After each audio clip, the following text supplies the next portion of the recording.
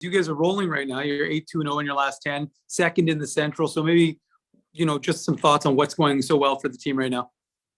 Honestly, I think we've had a pretty good year all around. And I think maybe at the beginning of the year when we were kind of hovering around 500, we're kind of getting some bad bounces or some untimely misplays or something like that. And I feel like now those things kind of even out throughout the year, and you go through highs, you go through lows, and we're definitely riding a good wave right now. We're all pretty confident, and we know, like, confident in each other. We know what we can bring to the team, and I think everyone's just doing their job, and we're rolling.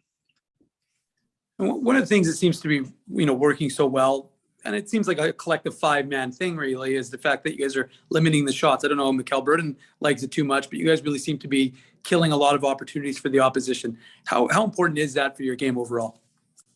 Yeah, that's really important. I mean, in the D zone, that's what we're trying to do. Not only limit shots, but then get the puck and make clean breakouts and exit the zone too. That's kind of the whole goal in the D zone. Yeah, not give up anything and make a clean exit.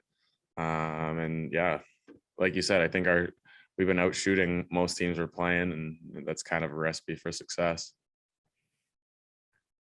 As you get ready to head out on the road for 5 games, especially starting with tomorrow's, school game against Chicago, is there a lot more excitement because A, the kids are always amped up regardless of what's happening, so they create a great atmosphere, and B, you guys are playing a Chicago team that you're chasing in the standings for, a kind of a first and second battle right now?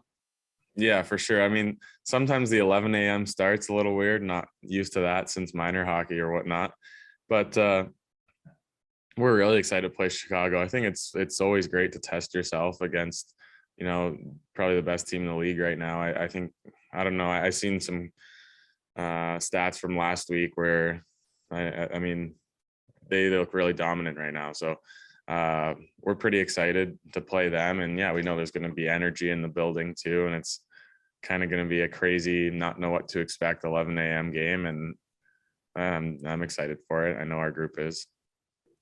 Cool. Thanks, Johnny. We'll go next to Jacob Stoller. Hey, Johnny, how's it going? Good. How are you, Jacob?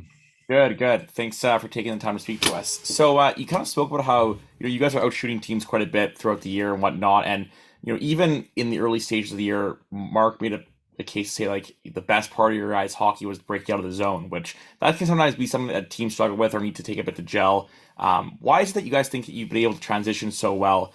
Is it personnel? Is it the system? Is it just everyone gelling? What would you say it is? I'd probably say both.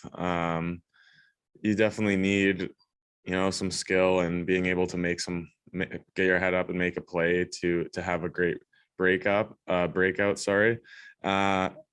And then you got to have confidence in knowing where each other are with a breakout.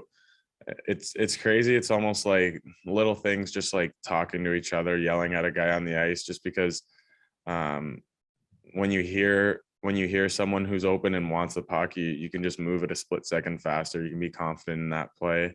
And that really just helps us get moving pucks up ice. And once we exit with control, then, we can oftentimes enter into their zone with control, which helps our offense. And that works on the other side of the coin too, right? Like defending the rush as well, and defending, another team's breakout, whatnot. How big, is the transition aspect, getting out of a zone, going into a zone of a game, to a team's kind of ability? I feel like that's something that people may not understand as much. It's not as prevalent, maybe in the mainstream, but if you could just speak on, how important that is, just in a given game. You said to speak on the breaking into zones and breaking out of zones. Yeah. Honestly, that's something that I didn't even realize how important it was until I played a couple of years of pro. But yeah, denying guys entry into your blue line is at least a controlled entry, I find, is super, super important.